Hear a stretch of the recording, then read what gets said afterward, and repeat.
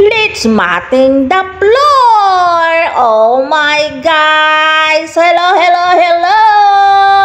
Ayan na naman na. Namimiss ko voice over mga my guys. O, diba?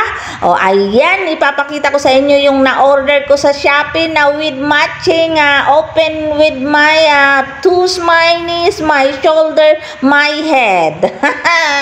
Tingnan nyo naman mga my guys. Huwag nyo na pansinin ang aking malapad na malaluyang may timitim na paa. Basta yan ay paa. Hindi paa mo, paa ko. Kaya wag kang ano.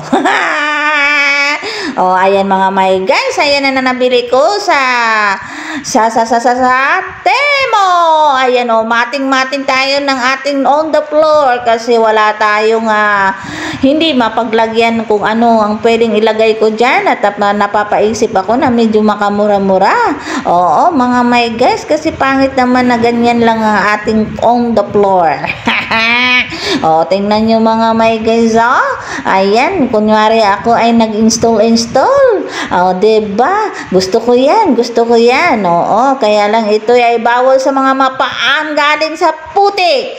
Mga paang galing sa bukiran. Bawal pumasok sa kwarto ni July. O, yan na. O, diba, tingnan natin itong mga may guys, kung kagandahan ba talaga ang kalabasan nito.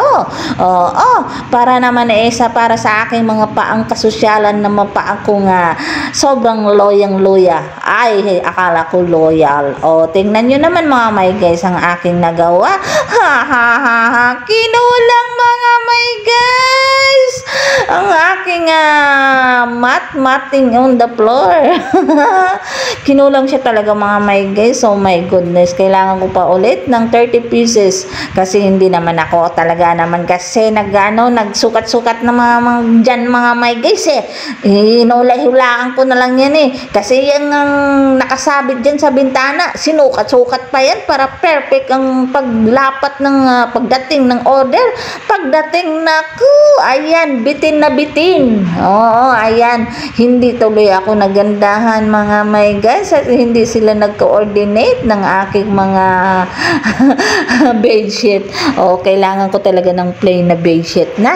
Oo, kasi ang pangit tingnan. Gusto ko magkaugnay-ugnay ang mga kulay-kulay dito sa aking kabahayan ay sa aking kwartuhan pala. Tingnan nyo naman mga my guys, ay nako, ayaw kasi nilang magpadala ng tamang sukat. Nako po. Pero okay na rin yan, bahala na dyan.